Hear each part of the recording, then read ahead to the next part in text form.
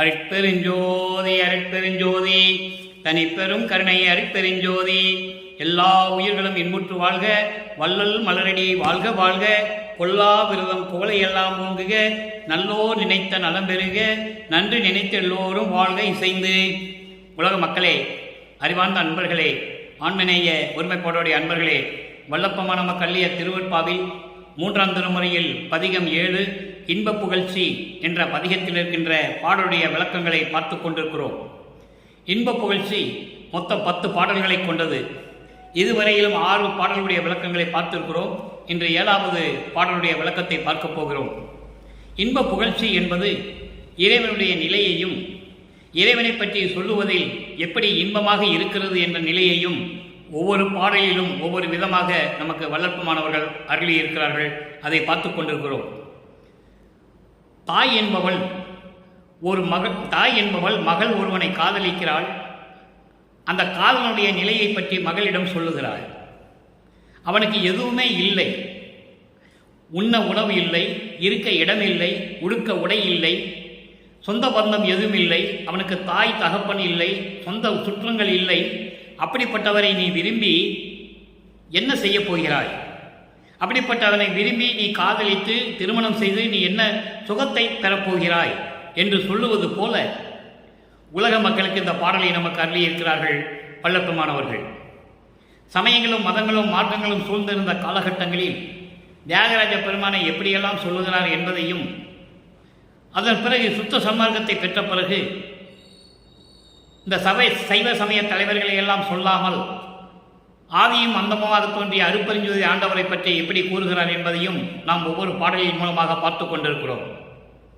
வல்லப்பெருமானவர்கள் இந்த மண்ணுலைக்கு வருவிக்க உற்று 9 ஆண்டுகள் வரையிலும் எந்த நிலை என்று அவருக்கே தெரியாது, மறைப்பு நிலை இருந்து கொண்டிருக்கிறது.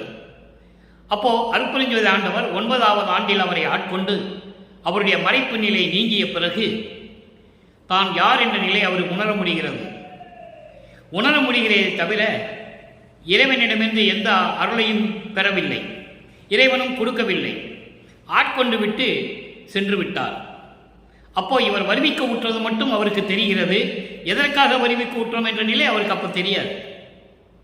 அந்த காலகட்டங்களில் சமயங்களும் மதங்களும் மார்க்கங்களும் சொல்லப்பட்ட இறைவனை, கடவுள் என்று சொல்லப்பட்ட இந்த சைவ சமயத்தைச் சேர்ந்த ஈஸ்வர மூர்த்திகளை எப்படியெல்லாம் வர்ணனை செய்து வணங்கினார் என்பதையும், அவர் தெருவிலை நின்று கொண்டிருக்கும் போது தியாகராஜ பெருமான் இவரை திரும்பி பார்க்காமல் ஓடுகிறார் என்பதையும், காட்சி கொடுத்து மறைகிறார் என்பதையும், அதன் பிறகு இவர் மனம் வருத்தமடைந்து நாரையை தூது அனுப்புகிறார். மனக்குமுறலை சொல்லி நாரையை தூது அனுப்புகிறார் தியாகராஜ பெருமானிடம். நாரையிடமிருந்து எந்த பதிலும் வரவில்லை. அதன் பிறகு கிளிகளை தூது அனுப்புகிறார், எந்த பதிலும் இல்லை. இனிமேல் நம் திருவொற்றியூருக்கு செல்லக்கூடாது என்று வீட்டிலேயே அமர்ந்து கொள்ளுகிறார். வீட்டிற்குள்ளே அமர்ந்த பிறகு தியாகராஜ பெருமான் இவரை தேடி வருகிறார். அப்போ அந்த நிலைகள் எல்லாம் எப்படி இருந்தது? ஒரு காதலனும் காதலியும் சந்தித்து கொண்டால் எப்படி ஊடல் மிகுந்து இருக்குமோ, காதல் மிகுந்து இருக்குமோ, அது போன்ற நிலைகளை எல்லாம் நாம் பார்த்தோம். இப்போ உள்ளத்தை தாயாக வர்ணனை செய்து, நீ அவனை காதலிக்கிறாய், திருவொற்றியூரில் இருக்கின்ற இறைவனை காதலிக்கிறாய், அவருக்கு ஒன்றுமே இல்லை, ஊரு கிடையாது, சொந்தம் கிடையாது, அப்பம் கிடையாது, தாய் கிடையாது, சொந்த பந்தம் எதுவுமே கிடையாது. அப்படிப்பட்டவனை நீ காதலித்து என்ன பலனை அடையப் போகிறாய் என்று உள்ளம் சொல்லுகிறது. அதை ஒரு தாய் மகளிடம் சொல்லுவது போல நமக்கு இந்த பாடலை அருளியிருக்கிறார்கள். அதை பார்த்து கொண்டிருக்கிறோம். பாடலை நன்றாக கவனியுங்கள். 7வது பாடல். ஊரும் இல்லார், ஒற்றி வைத்தார், உறவொன்றும் இல்லார், பகையில்லார், பேரும் இல்லார், எவ்விடத்தும் பிறவார் இரவார், பேச்சு இல்லார், நேரும் இல்லார், தாய் தந்தை நேயர் தம்மோடு உடன் பிறந்தோர் யாரும் இல்லார், மகளே நீ ஏதுக்கு அவரை விளைந்தனையே. இது பாடல். ஏதுக்கு அவரை விளைந்தனையே, நீ எதுக்கு அவனை விரும்பினாய்? அவருக்கு ஊர் இல்லை, திருவொற்றியூரில் இருந்து கொண்டிருக்கிறார், திடீரென்று சென்று விடுவார், உறவும் ஒன்றும் இல்லை அவருக்கு, பகையும் இல்லை, நட்பும் இல்லை, நண்பர்களும் இல்லை, எந்த இடத்திலும் இல்லை. அவர் பிறவார் இரவார், அவருக்கு பிறப்பில்லை இறப்பில்லை. நல்லா கவனிக்கணும். இறைவனுடைய நிலையை சொல்லுகிறார். இறைவனுடைய நிலையை உலக மக்களுக்கு தெரிவிக்கிறார். பிறப்பு இறப்பு இல்லாதவர், பேச்சு இல்லார், பேசுவதே இல்லை, மௌனமாக இருக்கக்கூடியவர். அவருக்கு நிகராக யாருமே இல்லாமல் இருந்து கொண்டிருக்கிறார். தாய் இல்லை, தந்தை இல்லை, உடன் பிறந்தவர்கள் இல்லை, சுற்றம் உறவினர்கள் யாருமே இல்லை. அப்படிப்பட்டவரை மகளே நீ எதுக்கு அவனை விரும்பினாய்? தாய் கேட்கிறாள் மகளிடம்.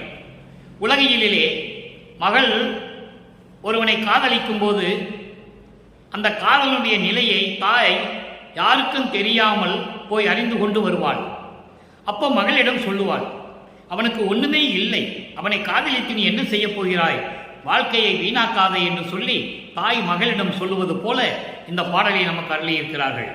இறைவனுடைய நிலையையும் சொல்லி, பிறப்பு இறப்பு இல்லாதவர் என்றும் சொல்லி, தாய் தந்தை இல்லாமல் பிறந்தவர் என்று சொல்லி, உறவினர்கள் அவருக்கு யாரும் இல்லை என்று சொல்லி, எந்த ஊரும் அவருக்கு சொந்தம் இல்லாத ஊர், எல்லா இடத்திலேயும் இருப்பார் என்று சொல்லி, இறைவனுடைய நிலையை சொல்லி உலக மக்களுக்கு தெரிவிக்கிறார் நமது இறைவன் வல்லற்பமானவர்கள்.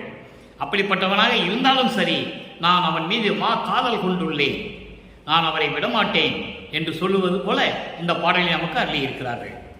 இப்போ இந்த பாடலுடைய பதவுரை பாருங்க. ஊரும் இல்லார், எந்த ஊருன்னு அவருக்கு சொந்தமே கிடையாது, எந்த ஊரும் கிடையாது. ஒற்றி வைத்தார், திருவொற்றியூரிலே இருந்து கொண்டிருக்கிறார் தற்போது.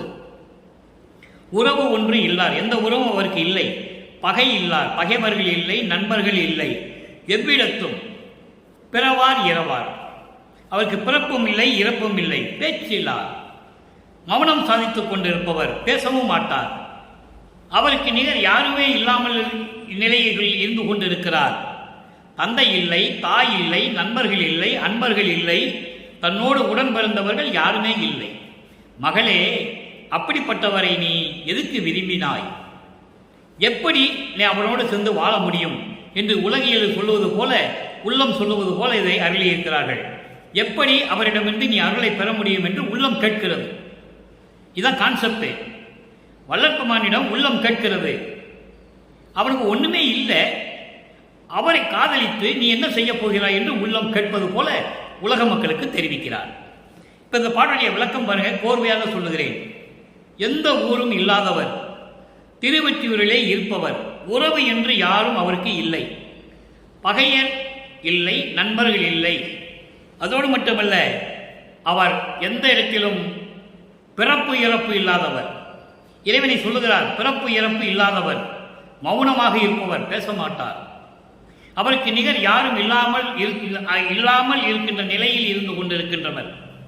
தாய் இல்லை, தந்தை இல்லாதவர்கள், உறவினர்கள் இல்லாதவர்கள், நண்பர் இல்லாதவர், இப்படி யாருமே இல்லாதவர். அவரை போய் விரும்பி நீ என்ன பலனை அடையப் போகிறாய் என்று உள்ளம் அவரிடம் கேட்கிறது. உள்ளம் கேள்வி கேட்கிறது. இது இந்த பாடலுடைய பொருள். இது உலகியல் விளக்கம். உலகியல் என்ன சொல்லுவாங்க? ஒரு பெண்ணை ஒருத்தனை காதலிக்கும் போது அவங்க தாய் போய் சொல்லுவது போல இருக்கும். ஆனால் சுத்த சன்மார்க்க விளக்கம், சமரச சுத்த சன்மார்க்கத்தை பெற்ற பிறகு இறைவன் எப்படி இருக்கிறார் என்பதை இந்த உலக மக்களுக்கு தெரிவிக்கிறார். அதற்கு முன்னால் ஒரே ஒரு நிகழ்வு மட்டும் இங்கே சொல்ல காத்திருக்கிறேன். 2ஆம் திருமுறையிலேயே 107வது பதிகம் நடேசர் கீர்த்தனை என்ற ஒரு பதிகத்திலே 7வது பாடலிலே சொல்லுவார். நல்லா கவனிங்க. தாய் வயிற்றில் பிறவாது தானே முளைத்தவருக்கு, சாதி குலம் அறியாது தாண்டவம் செய்கின்றவருக்கு. 3ஆம் திருமுறையில் இருக்கின்ற 7வது பாடலுக்கு, 7வது பதிகத்திலே இருக்கின்ற 7வது பாடலுக்கு தாய் தந்தை இல்லாதவர் என்று சொல்லுவார், பிறப்பு இறப்பு இல்லாத என்று சொல்லுவார்.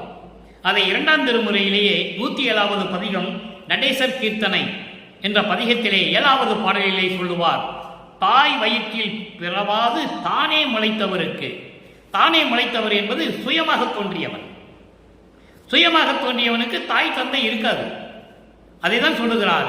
அவருக்கு தாய் இல்லை, தந்தை இல்லை, ஒண்ணுமே இல்லாதவனுக்கு நீ ஒண்ணுமே இல்லாதவனை நீ காதலிக்கிறாயே, அப்படி காதலித்து என்ன பலனை அடையப் போகிறாய் என்று உள்ளம் கேட்கிறது, அவரிடம் கேட்கிறது, கேள்வி கேட்கிறது. அந்த கேள்விக்கு பதில் வேண்டும். அந்த கேள்விகளுக்கெல்லாம் பதில் 6ஆம் திருமுறை சுத்த சன்மார்க்கம். சுத்த சன்மார்க்கத்தில் இந்த உள்ளம் எப்படியெல்லாம் கேட்கிறதோ அப்படி அந்த கேள்விகளுக்கெல்லாம் அங்கே பதில் இருக்கிறது. அதை தான் நாம் பார்க்க போகிறோம். நன்றாக கவனியுங்கள். இந்த பிரபஞ்சம் தோன்றிய காலத்திலிருந்தே கிரேத யுகம், திரேத யுகம், துவார யுகம், கலியுகம், இப்படி 4 யுகங்களிலுமே சமயங்களும் மதங்களும் மார்க்கங்களும் தலை விரித்து ஆடிக்கொண்டிருந்தன. இந்த சமயங்களும் மதங்களும் மார்க்கங்களும் சொல்லப்பட்ட அந்த நெறிகளிலே உலக மக்கள் பின்பற்றி துன்பங்களையும் துயரங்களையும் அனுபவித்துக் கொண்டிருக்கிறார்கள். இந்த நிலை மாற வேண்டும். அந்த நிலை மாற வேண்டும் என்றால் சமயங்களும் மதங்களும் மார்க்கங்களும் ஒழிய வேண்டும். ஒழிய வேண்டும் என்றால் சமரச சுத்த சன்மார்க்கம் வேண்டும் என்ற ஒரு நோக்கத்தில், காலத்தின் கட்டாயத்தில் அருட்பெருஞ்சோதி ஆண்டவர் சுத்த சன்மார்க்கத்தை நிறுவி தன் மகனிடம் ஒப்படைக்கிறார். தெளிவாக திருவருட்பாவிலே உண்டு. இதை யாராலையும் மறுக்க முடியாது. சுத்த சன்மார்க்கத்தை பெற்ற பிறகு அவருடைய நிலை என்ன? இந்த 7வது பதிகத்திலே, 3ஆம் திருமுறையிலே 7வது பதிகத்திலே இன்று நாம் பார்த்த இன்ப புகழ்ச்சியுடைய பாடலில் உள்ளம் எப்படியெல்லாம் கேட்கிறது, உள்ளம் எப்படியெல்லாம் சொல்லுகிறது, அதற்கு முழுமையான விளக்கம் சுத்த சன்மார்க்கத்தில் இருக்கிறது. 6ஆம் திருமுறைக்கு வாருங்கள். 6ஆம் திருமுறை பதிகம் 26, தற்போத இழப்பு, 7வது பாடல்.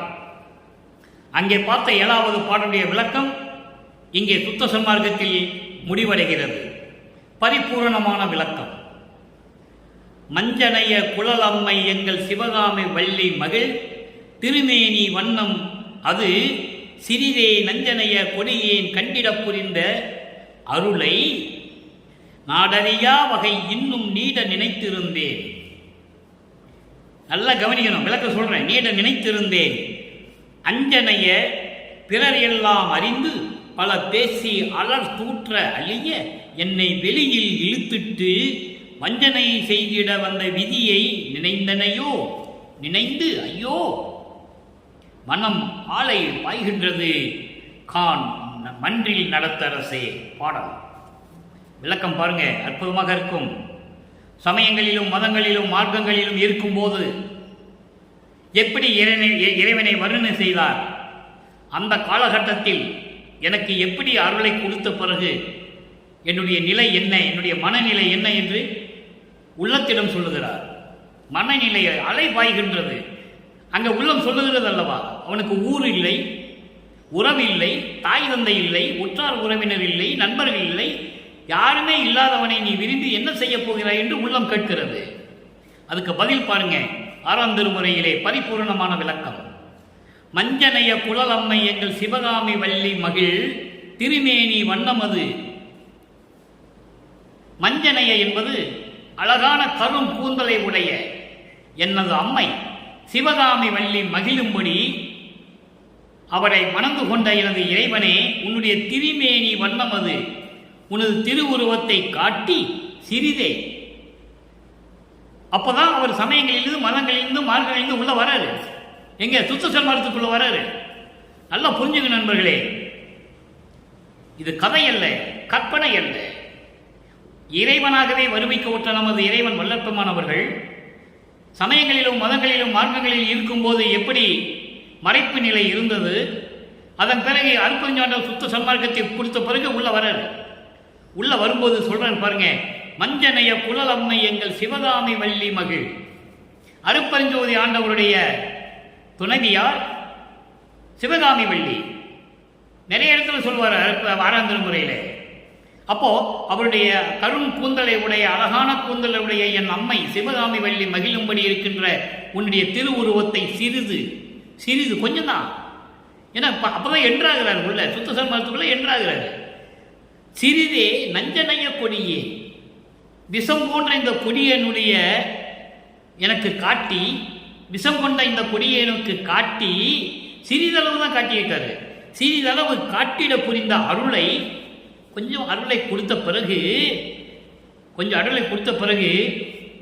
இந்த உலகத்துக்கு தெரியாம இதெல்லாம் நம்ம இருப்போம், முழுமையான அருளை பெற்ற பிறகு இந்த உலகத்துக்கு சொல்லுவோன்னு சொல்லி நான் வீட்டுக்குள்ள சும்மா இருந்த என்ன தெருவில் கொண்டு வந்து விட்டுட்டேன். அதான் இந்த பாடலுடைய பொருள் பாருங்க. நஞ்சனைய கொடியேன் கண்டிட புரிந்த அருளை என் அம்மை, அழகான கூந்தலை உடைய என் அம்மை சிவகாமி வள்ளி அவர்களுடைய கணவனாகிய நீ உன்னுடைய திருவுருவத்தை சிறிதளவு எனக்கு காட்டி இந்த விஷம் கொண்ட கொடியனுடைய பார்வைக்கு சிறிதளவு காட்டி அருளையும் சிறிதளவு கொடுத்தாய். இது யாருக்கும் தெரியாம வைத்துக்கொண்டு நாடறியா வகை, இந்த உலகத்துக்கு தெரியாத வகையில மனசுல வச்சுக்கிட்டு இன்னும் நீட நினைத்திருந்தேன். இன்னும் நிறைய அருளை பெற்றுக்கொண்டு அதுக்கப்புறம் உலக மக்களுக்கு சொல்லலாம் என்று, உலகறிய சொல்லலாம் என்று இருந்த என்னை அஞ்சனைய பிறரெல்லாம் அறிந்து, அஞ்சு அணைய என்பது 5 மலங்களை உடைய, 5 மலங்களை உடைய மற்றவர்கள் எல்லாம் அறிந்து, அப்போ உலகியலில் இருக்கின்றவர்கள் என்று சொல்லுகிறார். நல்லா புரிஞ்சுக்கணும். 5 மலங்கள் உடையவர்கள் யார்? மனிதர்கள். அப்போ அந்த உலக மக்கள் பிறர் அறியா வகை, மற்றவர்களுக்கு தெரியாம பழி பேசி என்னை பழி தூற்ற அழிய என்பது பழி பேச இரக்கமில்லாமல் என்னை வெளியில் இழுத்து விட்டு, வீட்டுக்குள்ளே இருந்த சும்மா இருந்தவனை வெளியிலே இழுத்து விட்டு என்னை வேடிக்கை பார்க்கிறாய். நான் யாருக்கும் தெரியாம எல்லாரையும் பெற்ற பிறகு உலக மக்களுக்கு சொல்லலாம் என்று நான் இருக்கும்போது, இந்த உலக மக்களெல்லாம் என்னை பழி பேசும்படி இரக்கமே இல்லாம வீட்டுக்குள்ள இருந்த என்னை வெளியில தூக்கிட்டு வந்து தெருவில் விட்டுட்டேயே, இதை நினைச்சு நான் என்ன சொல்றது? விதியின் செயலா என்று நான் நினைப்பதா? ஐயோ, வஞ்சனை செய்திட சூழ்ச்சி செய்த வந்த விதியை நினைத்து நான் வருந்துவதா? எதை நினைத்து நான் வருந்துவது? ஐயோ, மனம் ஆலை பாய்கின்றது கான், மன்றில் நடத்த அரசே என்று சொல்கிறார். மனசு அலை பாயுது எனக்கு. உன்னால் இந்த மண்ணுக்கு வருவிக்க உற்று, ஒரு தாயின் வழியாக வருவிக்க உற்று 9 ஆண்டுகள் வரையிலும் எனக்கு எந்த நினைப்பு இல்லாமல் இருக்க வைத்து 9வது ஆண்டிலே என்னை ஆட்கொண்டு மறைந்து விட்டாய். சமயங்களிலும் மதங்களிலும் மார்க்கங்களில் சொல்லப்பட்ட நெறிகளை பின்பற்றி நான் எவ்வளவு துன்பங்களை அடைந்தேன், துயரங்களை அடைந்தேன் என்று உனக்கு தெரியாதா? அதன் பிறகு எனக்கு சமரச சுத்த சன்மார்க்கத்தை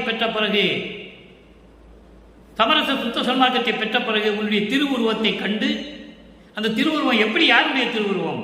இறைவன் அருட்பெருஞ்சோதி ஆண்டவருடைய திருவுருவத்தை கண்டு எப்படி என்னுடைய அம்மை சிவகாமி வள்ளி மகிழ்ந்தாலோ அந்த திருவுருவத்தை எனக்கும் காட்டி சிறிதளவு அகலையும் கொடுத்து என்னை இருக்க வைத்தாய். நானும் எல்லா அருளையும் பெற்ற பிறகு இந்த உலக மக்களுக்கு சொல்லிவிடலாம் என்று நான் வீட்டுக்குள்ளேயே இருந்தபோது, சும்மா இருந்த என்னை இந்த 5 மலங்கள் சூழப்பட்ட அந்த மனிதர்கள் எல்லாம் பழி பேசி என்னை தூற்றும் அளவிற்கு இரக்கமில்லாமல் வீட்டுக்குள்ளே இருந்த என்னை தூக்கி தெருவில் விட்டு விட்டாயே. இதை நினைத்து நான் என்ன செய்வது? என்ன சொல்லுவது? விதியின் செயலா? விதியின் சூழ்ச்சியா? நான் எப்படி இதை நினைத்துக் கொள்ளுவது? உன் மனதில் என்னதான் நினைத்துக் கொண்டிருக்கிறாய்? என் மனம் அலை பாய்கின்றது கான், மன்றில் நடத்த அரசே. சத்தியஞான சபையில் அருணடனம் செய்து கொண்டு அருளாட்சி செய்து கொண்டிருக்கின்ற இறைவனே, என் தந்தையே, இதற்கு நீ பதில் சொல்லியே ஆக வேண்டும் என்று கேட்கிறார். நீ பதில் சொல்ல வேண்டும். உள்ளம் என்னை கேட்கிறது, உள்ளம் அலை பாய்கிறது, மனம் ஒரு நிலையில் இல்லை. நான் என்ன பதில் சொல்லுவது? பதில் சொல் என்று கேட்கிறார். அடுத்த பதியத்தில் பாருங்க, 28வது பதிகம் அபயத்திறன். அபயத்திறன் என்பது அடைக்கலம். இறைவனிடம் அடைக்கலம் அடைந்து விட்டால் அதனுடைய வலிமை எப்படி இருக்கும், அந்த அடைக்கலத்தினுடைய சிறப்பு எப்படி இருக்கும் என்பதை பார்க்க போகிறோம். 27வது பாடல். 3ஆம் திருமுறையிலே இன்பப் புகழ்ச்சியில் இருக்கின்ற 7வது பாடலுக்கு 6ஆம் திருமுறையிலே 28வது பதிகம் அபயத்திறன் 27வது பாடலிலே விளக்கம் இருக்கிறது. உள்ளம் எப்படியெல்லாம் அங்கே சொல்லிச்சு, அதெல்லாம் சொல்லணும் இல்லை, உலக மக்களுக்கு தெரியப்படுத்தணும் இல்லை, சமயங்களிலும் மதங்களில் இருக்கும்போது எப்படியெல்லாம் இருந்தார் என்று சொல்லணும் இல்லை, எவ்வளவு துயரப்பட்டார் என்று உலக மக்களுக்கு தெரியப்படுத்த வேண்டும் அல்லவா? தெளிவாக கூறுகிறார்கள். நம்மளையெல்லாம் படைத்து காத்து கொண்டிருக்கின்ற அருட்பெருஞ்சோதி ஆண்டவராகிய வல்லப்பமானவர்கள், ஒன்றியே உணவை உண்டு உடல் பருத்த ஊத்தையே, நாத்தவளும் புறவே வென்றியே உரைத்து வினைகளே விளைத்த வீணனே, ஊறுதோறும் சுழன்ற பன்றியே அணையே, கட்டுவாரற்ற பகடு என திரிகின்ற படிரே, நன்றியே அறியேன் எனினும் முன்னையே நம்பினேன் கைவிடேல் எனையே. சமயங்களிலும் மதங்களிலும் மார்க்கங்களிலிருந்து சமரச சுத்த சம்பாரத்துக்குள் நுழையும் போது தந்தை சமரச சுத்த சன்மார்க்கத்தை மகனிடம் கொடுத்தாச்சு. உள்ள நுழையும் போது சொல்றாரு. அப்போ இறைவன் அருட்பெருஞ்சோதி ஆண்டவன் தெரிஞ்சுக்கிட்டாச்சு அவரு. அதுக்கப்புறம் தியாகராஜ பெருமான் சொல்ல மாட்டாரு, சிவபெருமான் சொல்ல மாட்டாரு, நடன சொல்ல மாட்டார். அருட்பெருஞ்சோதி தான் உண்மை கடவுளை, இயற்கை உண்மை விளக்க கடவுளை தெரிஞ்சுக்கிட்டாச்சு. அப்போ இவரை நம்பி வந்தாச்சு, சுத்த சன்மார்க்கத்துக்குள்ள இவரை நம்பி வந்தாச்சு. அப்ப சொல்றாரு, நான் தனியாக இருந்தபோது உணவை உண்டு உடல் பருக்கும்படி இருக்க வேண்டும் என்று நான் நினைத்துக் கொண்டிருந்தேன். அப்படிப்பட்ட துர்நாற்றம் உடையவன் நான். ஊத்த என்பது துர்நாற்றம். அப்போ சமயங்களிலும் மதங்களிலும் மார்க்கங்களில் இருக்கும்போது அவர் முத்தேகம் இல்லை, சுத்த தேகம் இல்லை, பிரபல தேகம் இல்லை, ஞான தேகம் இல்லை. சுத்த சன்மார்க்கத்துக்கு உள்ள வராரு, என்ட்ரி ஆகிறாரு. அப்ப சொல்றாரு, நான் தனியா இருக்கும்போது உண்ட உணவெல்லாம் என் உடம்புல ஊறி துர்நாற்றம் அடைத்துக் கொண்டிருக்கிறது. நான் தழும்புறவே வென்றியே உரைத்து, எல்லாருக்கும் தெரியும்படி வென்றியே உரைத்தென்றால் வீணான செயல்களை எல்லாம் செய்து பொய்களையே சொல்லி, உரைத்தென்றால் சொல்லி, பொய்களையே சொல்லி வினைகளை விளைத்த வீணானே. வினைகளை நான் சம்பாதித்துக் கொண்டிருந்தேன், வீணாக பேசி, பொய்யாக பேசி, வாய்த்தடிக்க. நான் தள்ளும் என்பது வாய்த்தடிக்க என்பது எல்லாருக்கும் தெரியும்படி சத்தமாக பேசி பொய்களையே சொல்லி வினைகளையே நான் தேடிக்கொண்டிருந்தேன். ஊருதோறும் சுழன்ற பன்றியே அணையேன். தெருத்தெருவாக சுற்றி கொண்டிருக்கின்ற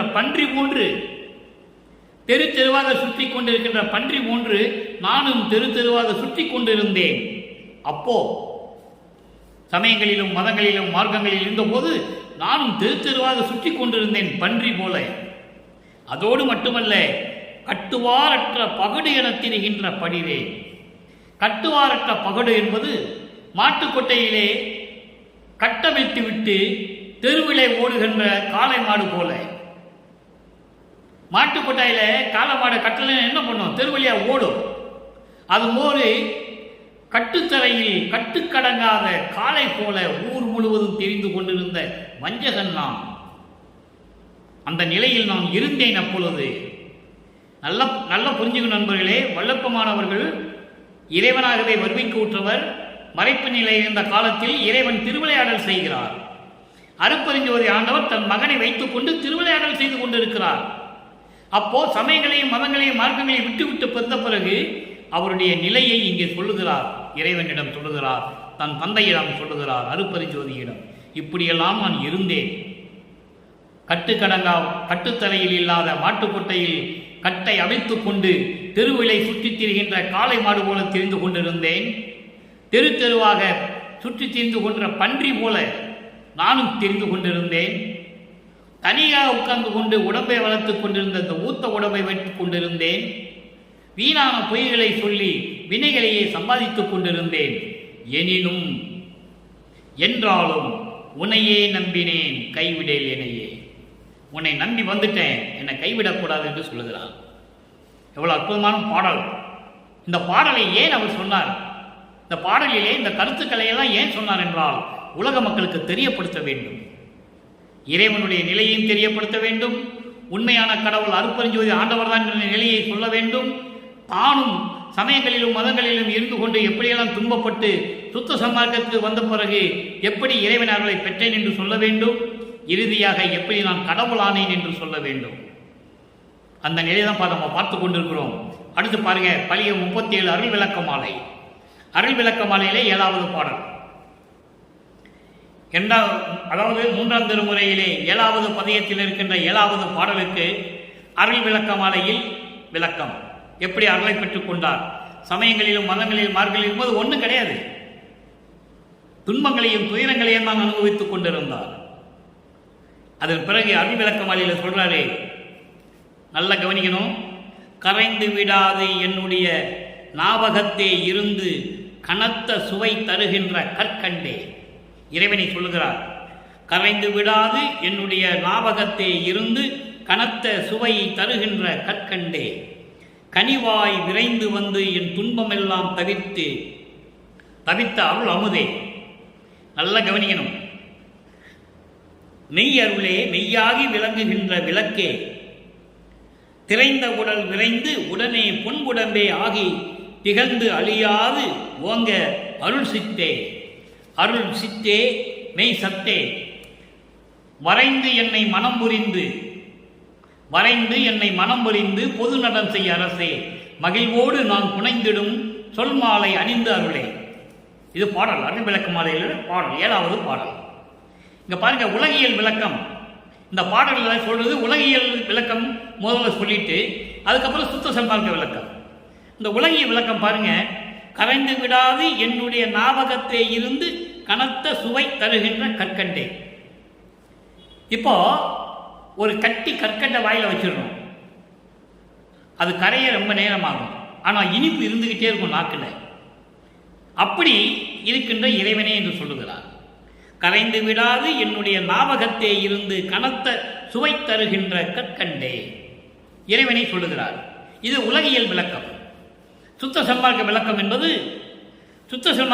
என்பது என் உள்ளத்திலே வழிந்து, அதாவது என் உள்ளத்திலிருந்து விலகாமல் பேரின்பத்தை தரும் இறைவனே, தயவோடு தருகின்ற இறைவனே என்று பொருள். அதாவது உள்ளத்திலே இருந்து கொண்டு, நிலையாக இருந்து கொண்டு கரைந்து விடாது, என் உள்ளத்திலே நிலையாக இருந்து கொண்டு எப்போதும் விலகாமல், அதான் கரைந்து விடாது என்று சொல்கிறார்.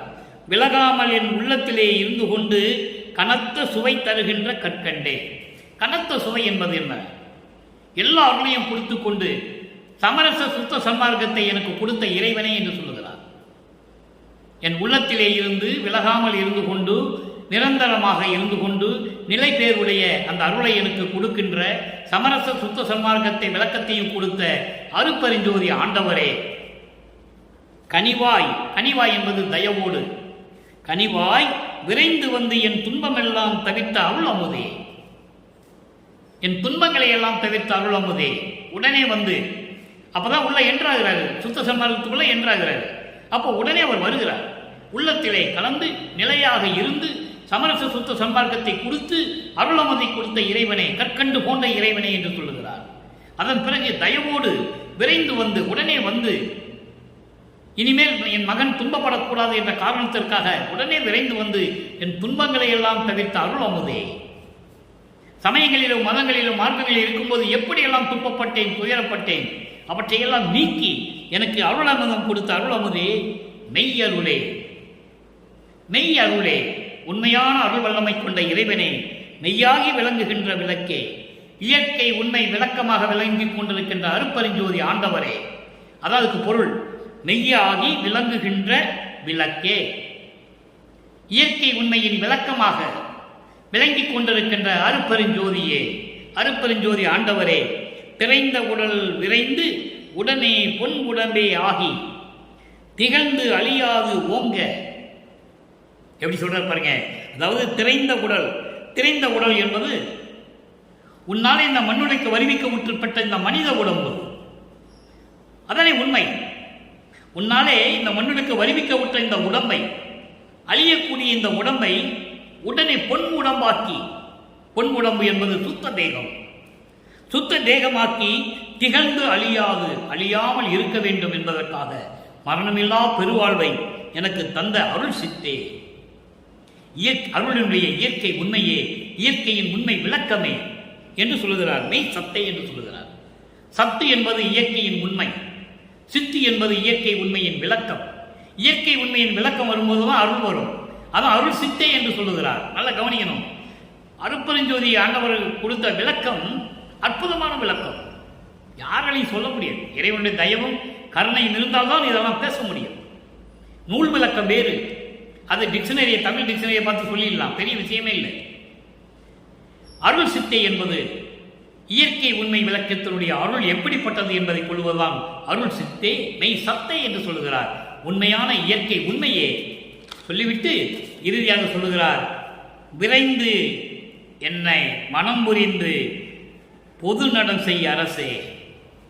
விரைந்து என்னை மனம் புரிந்து, நல்லா கவனிக்கணும். மனம் புரிந்து என்பது இரண்டோரை கலந்து கொள்ளுவது, உணர்ந்து கொள்ளுவது. புணர்ந்து கொள்வது, கலந்து கொள்வதை தான் மணந்து கொள்வது என்று சொல்கிறார். என்னை விரைந்து வந்து ஆட்கொண்டு என்னோடு புணர்ந்து என்னோடு இரண்டரை கலந்து சத்தியஞான சபையிலே அருள்நடனம் செய்து கொண்டிருக்கின்ற அரசே, பொது நட அரசே என்று சொல்கிறார். பொது நடம் செய்ய அரசே, அருளாட்சி செய்து கொண்டு அருள்நடனம் செய்து கொண்டிருக்கின்ற அரசே, மகிழ்வோடு நான் புனைந்திடும் சொல் மாலை அணிந்தருளே. இங்கே சொல் மாலைன்னு இருக்கும், அங்கே இல்லை, இன்னும் இல்லாத மருவி இருக்கிறது. சொல் மாலை, சொல் மாலை கிடையாது, சொல் மாலை மருவி இருக்கிறது. இல் மருவி இன்னாக இருக்கிறது. மகிழ்வோடு நான் புனைந்திடும் சொல் மாலை அணிந்தருளே. மகிழ்வோடு நான் சொல்லுகின்ற இந்த பாமாலைகளை எல்லாம் ஏற்று, என்னுடைய விண்ணப்பங்களை ஏற்று எனக்கு மகிழ்வோடு அருள வேண்டும் என்று சொல்லி இந்த அருள் விளக்க மாலையிலே சொல்கிறார். எனவே அன்பர்களே, அங்கு அதனுடைய விளக்கம் இன்ப புகழ்ச்சியிலே எந்த அருளும் கிடையாது. அதனுடைய விளக்கம் சுத்த சன்மார்க்கத்தை பெற்ற பிறகு தெளிவாக கூறிவிட்டார்கள் நமது இறைவன் வல்லப்பமானவர்கள். சுத்த சன்மார்க்கத்துக்கு உள்ள வரும்போது எப்படியெல்லாம் நடந்தது, எப்படியெல்லாம் அருளை கொடுத்தார், தெளிவாக நமக்கு அருளி இருக்கிறார்கள். நம்மளை எல்லாம் படைத்து காத்து கொண்டிருக்கின்ற அருப்பெருஞ்சோதி ஆண்டவராகிய வல்லப்பமானவர்கள். அடுத்து 110 தனித்திரளங்களில் ஒரு விளக்கம். 37வது பாடல், 3ஆம் திருமுறையிலே இன்ப புகழ்ச்சியுடைய 7வது பாடலுக்கு பூரணமான விளக்கம். 37வது பாடல், பேரிடர் தவிர்த்து. நல்ல கவனிக்கணும், நூல் விளக்கம் வேறு, சுத்த சன்மார்க்க விளக்கம் வேறு, இறைவனுடைய விளக்கம் வேறு. பேரிடர் தவிர்த்து பேரருள் புரிந்த பெருமா நிந்தனை என்று உனக்கே சார்வுறும் தாயே என்று உரைப்பேனோ, தந்தையே என்று உரைப்பேனோ, சீர்வுறு குருவே என்று உரைப்பேனோ, தெய்வமே என்று உரைப்பேனோ, யார் என உரைப்பேன் என் என புகழ்வேன், யாதும் ஒன்றும் அறிந்திலேன் அந்தோ பாடல். அங்கே 3ஆம் திருமுறையிலே இன்று நாம் பார்த்த இன்ப புகழ்ச்சியுடைய 7வது பாடலிலே தாய் இல்லாதவர், தந்தை இல்லாதவர், உறவு எதுவும் இல்லாதவர் என்று சொல்லுகிறார். அது சமயங்களும் மதங்களும் மார்க்கங்களையும் சார்ந்த பிறகு இப்போ அந்த மனம் கேட்கிறது. அங்கே அவன் யார்? தாய் தந்தை இல்லாதவன், உறவு இல்லாதவன், நண்பர் இல்லாதவன், அவனை காதலித்து அவனை திருமணம் செய்து கொண்டு என்ன பலனை அடையப் போகிறாய் என்று தாய் மகளிடம் சொல்லுவது போல, உள்ளம் தன்னிடம் சொல்லுவது போல நமக்கு அருளியிருப்பார்கள் வல்லற்பமானவர்கள். அதுக்கு பதில் இங்கே சொல்றார் பாருங்க, அவன்தான் என் தாய். உன்னை நான் தாய் என்று சொல்லுவதா, தந்தை என்று சொல்லுவதா? அங்கே உள்ளம் கேட்ட கேள்விக்கு இங்கே பதில் சொல்லுகிறார். நான் உன்னை எப்படி அழைப்பது? விளக்கம் பாருங்க, ரொம்ப அற்புதமா இருக்கும். பேரிடர் தவிர்த்து. பேரிடர் என்றால் என்ன? பெரும் துன்பங்கள், துயரங்கள், அழிவை காட்டக்கூடிய நிலை, பேரழிவை காட்டக்கூடிய நிலை பேரிடர். அப்படி துன்பங்களை எல்லாம் துயரங்களை எல்லாம் தவிர்த்து, அப்ப எப்ப துன்பங்களையும் துயரங்களையும் மேற்கொண்டிருந்தார்?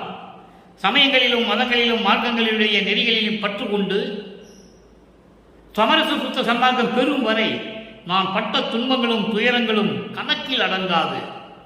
அந்த நிலையிலிருந்து என்னை காப்பாற்றி, அந்த பேரிடரிலிருந்து என்னை காப்பாற்றி சமரச சுத்த சன்மார்க்கத்தை கொடுத்து பேரருள் புரிந்த இந்த ஒரு வரிக்கு எவ்வளவு விளக்கம் பாருங்க.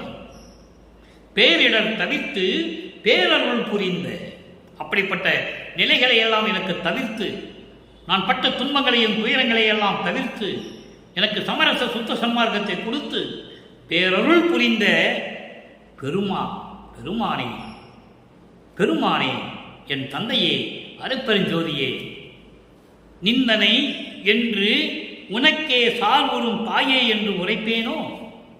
உன்னை நான் எப்படி கூப்பிடுவது? அன்பு உள்ளம் கொண்ட தாய், உள்ளம் கொண்ட தாய் என்று சொல்லுவதா, தந்தை என்று சொல்லுவதா, சீர்வுறும் குருவே என்று உரைப்பதா? சீர்வுறும் குருவே என்று நான் உரைப்பதா? சீர்வுறு குருவே என்றால் என்ன? அருள் வல்லமம் கொண்ட எனது குரு என்று சொல்லுவதா? அதாவது எளிமையாக சொல்ல வேண்டும் என்றால், சமயங்களிலும் மதங்களிலும் மார்க்கங்களிலிருந்து வந்த பிறகு, அதையெல்லாம் நீக்கிவிட்டு வந்த பிறகு உன்னை நான் எப்படி சொல்லுவது? அங்கே தியாகராஜ பெருமான் என்று சொல்லிக் கொண்டிருந்தேன், இங்கே நீ அருட்பெருஞ்சோதி என்று எனக்கு தெரிந்து விட்டது. நீதான் என் தந்தை என்றும் தெரிந்து விட்டது. நீயே என் தந்தை அருளுடையாய், என்னை நேர்ந்து பெற்ற தாயே என்று சொல்லுவார். அற்புதமான நிலைகள் எல்லாம் இருக்கு திருவருட்பாவிலே. வருவிக்க விட்டவன் நான் என்று சொல்லுவார். என்னையும் இரக்கந்தன்னையும் ஒன்றாக இருக்க இசைவித்து மண்ணில் வாழ்வுற என்னை வருவித்த கருணை வள்ளல் நீ என்று சொல்லுவார். அதான் இங்க சொல்றாரு. நான் உன்னை எப்படி சொல்லுவது? உன்னை தாய் என்று சொல்லுவதா, தந்தை என்று சொல்லுவதா, அருள் வல்லமை படைத்த குரு என்று சொல்லுவதா, கடவுள் என்று சொல்லுவதா, தெய்வமே என்று உரைப்பேனோ, அருட்பெருஞ்சோதி என்று சொல்லுவதா? நான் என்ன சொல்லி உன்னை அழைப்பது? நீ எனக்கு பதில் சொல். என் உள்ளம் கேட்கிறது. அவனை நீ எப்படி ஏற்றுக்கொள்வாய் என்று என் உள்ளம் கேட்கிறது. என்னை எப்படி 3ஆம் திருமுறையில் கேட்கிறது, 6ஆம் திருமுறையில் கேட்கிறது. பதில் சொல்லுன்னு கேட்கிறது. உன்னை நான் எப்படி சொல்லுவது? யார் என உரைப்பேன், என் என புகழ்வேன், உன்னை எப்படி போற்றுவேன்? உன்னை எப்படி போற்றுவது? தந்தை என்று போற்றுவதா, தாய் என்று போற்றுவதா, குரு என்று போற்றுவதா, தெய்வம் என்று போற்றுவதா? என் உள்ளம் என்னை கேட்கிறது. நான் பதில் சொல்ல வேண்டும். சொல்லுன்னு கேட்கிறார். யாரும் ஒன்றும் அறிந்திலேன் ஐயோ அந்தோ, எனக்கு என்ன சொல்றதுனே தெரியல, நான் எப்படி பதில் சொல்றது என்று சொல்லி இந்த பாடலில் நமக்கு அள்ளி இருக்கிறார்கள். எவ்வளவு அற்புதமான விளக்கம் பாருங்க. அங்க பார்த்த 7வது பாடலுக்கு இங்கே 37வது பாடலில் விளக்கம் தரார். அதே மாதிரி 2ஆம் திருமுறையில் 7வது பாடலில் ஒரு விளக்கம் தரார். தாய் தந்தை இல்லாதவன் பிறப்பு இறப்பு இல்லாதவன் என்று சொல்லுவார். நடைசிற கீர்த்தனையில் அந்த பாட்டு இருக்கு. தாயின் வயிற்றில் முளைக்காதவருக்கு சாதி குலம் அறியாது. அப்போ இறைவனுக்கு ஜாதி இல்லை, குலம் இல்லை, சமயம் இல்லை, மார்க்கம் இல்லை. தெளிவாக சொல்றேன், நல்லா புரிஞ்சுக்கணும் நீங்க. கடைசியிலே அன்பர்களே, இறுதியாக ஒரு விளக்கம். மெய்யருள் வியப்பு. இறைவனிடமிருந்து பூரண அருளை பெற்ற பிறகு, இறைவனிடமிருந்து பூரண அருளை பெற்ற பிறகு அந்த அருளுடைய நிலை, உண்மை எவ்வளவு வியப்பாக இருக்கிறது என்பதை நம்ம பார்க்க போகிறோம். அதனால்தான் மெய்யருள் வியப்பு என்று 87வது பாடலிலே கூறுகிறார். 87வது பாடல். அங்கே 7வது பாடலுக்கு பரிபூர்ணமான விளக்கம் இங்கே 87வது பாடல். பொன்னே, இறைவனை சொல்றார். பொன்னே, என் கண்ணே, கண்மணியே, இப்படியெல்லாம் சொல்லுவார். என் பொன்னே, பொன் போன்று இருக்கின்ற என் இறைவனை, அருட்பெருஞ்சோதியே, நின்னை உண்ண உடம்போ, நின்னை உண்ண உடம்பு புலகம் மூடுதே, பொதுவை காண உள்ளே ஆசை பொங்கி ஆடுதே, என்னே பிறகம் வரவு நோக்க கண்கள் வெதும்புதே, எந்தாய் வரவை நினைக்க களிப்பி பொங்கி ததும்புதே. பாடல். இந்த பாடலை பொருள் பாருங்க. பொன்னே, பொன் போன்று இருக்கின்ற என் இறைவனே, அருட்பெருஞ்சோதியே, நின்னை உண்ண உடம்பு புலகம் மூடுதே. உண்ண என்பது நினைக்கும் போது, உன்னை நினைக்கும் போது உடம்பு சிலுக்குதே, நெய் சிலுக்குதே என்று சொல்லுவார். புலகம் மூடுதே என்றால் நெய் சிலுக்குதே, அதான் உடம்பு சிலுக்குதே என்று சொல்லுகிறார். உன்னை நினைக்கும் போது உடம்பு சிலுக்குதே, பொதுவை காண உள்ளே ஆசை பொங்கி ஆடுதே. சத்தியஞான சபையிலே உன்னை காண உள்ளத்தில் ஆசை பொங்கி பொங்கி வழியுது, பொங்கி ஆடுதே. எப்படி நீ நடனம் கொண்டிருக்கிறாய்? சத்தியஞான சபையிலே அருள் நடனம் செய்து கொண்டு, அருளாட்சி செய்து கொண்டு எப்படி இந்த பிரபஞ்சத்தை காப்பாற்றிக் கொண்டிருக்கிறாய்? அதுபோல உன்னை சத்தியஞான சபையிலே காண என் உள்ளம் ஆட்டம் போடுகிறது. எப்படி சொல்ற பாருங்க, அற்புதமா இல்ல? என் உள்ளம் ஆட்டம் போடுகிறது, பொங்கி ஆசை பொங்கி ஆட்டம் போடுகிறது, உன்னை எப்படி பார்க்க வேண்டும் என்பதற்காக. என்னே பிறர்தம் வரவு நோக்க கண்கள் வெதும்புதே. பிறர்தம் வரவை நோக்க, பிறர்தம் என்பது விண்ணுலகில் இருக்கின்ற தேவர்கள், பிரம்மன், திருமால், ருத்திரன், மகேஸ்வரன், சதாசிவம் போன்றவர்கள், சப்தர்கள், சக்திகள், அக்கினி, சூரியன், சந்திரன், நட்சத்திரங்கள் போன்ற ஒளிப்பொருள்கள், அதான் மண்டலாதிபதிகள் என்று சொல்லுவார். விண்ணோர் வேந்தனாகிய இந்திரன், சக்திகள், சப்தர்கள், முத்தர்கள், முனிவர்கள் எல்லாருமே அவருடைய வரவை பார்ப்பதற்கு என் கண்கள் கூசுது, வெதும்புதை என்று சொல்லுகிறார். என் கண்கள் பார்ப்பதற்கு மறுக்கிறது, என் கண்கள் கூசுகிறது. மற்றவர்களுடைய வரவை எதிர்பார்ப்பதற்கு, அவருடைய வரவை எதிர்பார்ப்பதற்கு என் கண்கள் கூசுகிறது, வெதும்புது, வெட்கப்படுகிறது, நாணுகிறது. ஏனென்றால் உன் வரவை எந்தாய், உன் வரவை நினைக்க களிப்பி பொங்கி ததும்புதே. உன்னுடைய வரவை நினைக்கும் போதே, உன்னை பார்க்க வேண்டும் என்று நினைக்கும் போதே, நீ வந்து கொண்டிருக்கிறாய், என்னை பார்க்க வருகின்றாய் என்று நினைக்கும் போதே என் கண்கள் ஆனந்தம் அடைகிறது. அதான் சொல்றார், பொங்கி ததும்புதே என்று சொல்லுகிறார். என் கண்கள் ஆனந்தம் அடைகின்றன. மற்ற தேவர்களை, விண்ணுலகத்தில் இருக்கின்ற மற்ற தேவர்களை எல்லாம் பார்க்க வேண்டும் என்று சொன்னாலே என் கண்கள் வெதும்புது, கூசுது, நாணுகின்றது, வெட்கப்படுகிறது. எவ்வளவு அருமையா சொல்றார் பாருங்க. இதுதான் சொல்லுவார், பிறந்து பிறந்து செத்து செத்து பிறக்கும் தேவர்களை என் முன் வழியிலர் என்று சொல்லுவார். இவர் இந்த தேவர்களெல்லாம் என் முன் வழியிலர், எனக்கு நிகர இல்லை என்று சொல்லுவார். நான் உன்னை மறக்கவும் மாட்டேன், மற்ற தேவர்களை மதிக்கவும் மாட்டேன் என்று சொல்லுவார் தந்தையிடம். தந்தை சொல்லுவார், என்னதான் இருந்தாலும் ஒரு காலத்தில் 4 யுகங்களிலே 5 தொழில்களை படைத்துக் கொண்டிருந்தவர்கள் தானே பிரம்மன், திருமால், ருத்திரன், மகேஸ்வரன், சதாசிவம். இவங்க தனித்தனியா பார்த்துட்டு இருந்தாங்க. இப்ப நீ பார்த்து கொண்டு இருக்கிற. இருந்தாலும் அப்படின்னு சொல்லும்போது பாடல்ல இருக்கு, கதை அல்ல, கற்பனை அல்ல, தெளிவா சொல்லுவார். உன்னை நான் மறக்க மாட்டேன். தந்தையை பார்த்து சொல்றாரு, அருப்பஞ்சுவை பார்த்து, உன்னை நான் மறக்க மாட்டேன், அதே நேரத்தில் மற்ற தேவர்களை நான் மதிக்க மாட்டேன். காரணம் என்னன்னு கேட்கிறாரு அருப்பெருஞ்சோதி. எதுக்காகன்னு கேட்கிறாரு, எதுக்குன்னு கேட்கிறாரு. அழகா சொல்றாரு. யார? பிரம்மனை வருணமா கொலை பாதகன் என்று சொல்லுகிறார். விதவிதமாக கொலை செய்த கொலை குற்றவாளி பிரம்மன் என்று சொல்லுகிறார். யாராலையும் மறுக்க முடியாது. திருவுட்பாவிலே ஆதாரம் உண்டு. உலக மக்களிடம் யாரும் சொல்லவில்லை. அதனால் நான் அவனை மதிக்க முடியாது. அவங்களாம் பிறந்து செத்து பறந்து செத்து பறந்து வந்தவங்க. என் முன் வழியிலர் என்று சொல்லுவார். எனக்கு வலிமையானவர்கள் அவர்கள் அல்ல, எனக்கு நிகரானவர்கள் அவர்கள் அல்ல என்று சொல்லுவார். அதே நேரத்தில் மறந்தும் என்று நாவால் உரைக்க மாட்டேன் சிறு தெய்வ நாமங்களை என்று சொல்லுவார்.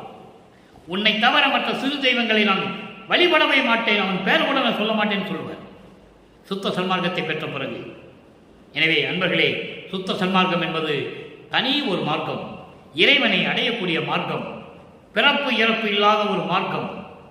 அப்படிப்பட்ட ஒரு அற்புதமான ஒரு சுத்த சன்மார்க்கத்தை நமக்கு அருட்பெருஞ்சுவாண்டவர் வழங்கி தன் மகன் மூலமாக, வள்ளற்பெருமான் மூலமாக இந்த உலக மக்களுக்கு தெளியப்படுத்தி நம்மளை வழிநடத்தி கொண்டிருக்கிறார் என்பதுதான் சத்தியமானது, அதுதான் உண்மை. எனவே அப்படிப்பட்ட சமரச சுத்த சன்மார்க்கத்தில் இருந்து கொண்டு கொலையும் புலையும் தவிர்த்து வழிபாடு பொது நோக்கோட வழிபடி செய்து தயவோடையும் கருணையோடையும் இருந்து மகாமந்திரத்தை சொல்லி அருட்பெருஞ்சோதி அருட்பெருஞ்சோதி தனிப்பெருங்கண்ணை அருட்பெருஞ்சோதி மகாமந்திரத்தை கூறி இறைவனுடைய அருளையும் பொருளையெல்லாம் பெற்றுக்கொண்டு இந்த வையகத்திலே நீங்கள் வாழ்வாங்க வாழ வேண்டும் என்று இறைவோட தயவோடையும் கருணையோடையும் வாழ்க்கை விடைபெறுகிறேன். இந்த வள்ளலார் ஊழியன். மீண்டும் நாளை சந்திப்போம். நன்றி, வணக்கம். அருட்பெருஞ்சோதி அருட்பெருஞ்சோதி தனிப்பெரும் கருணை அருட்பெருஞ்சோதி.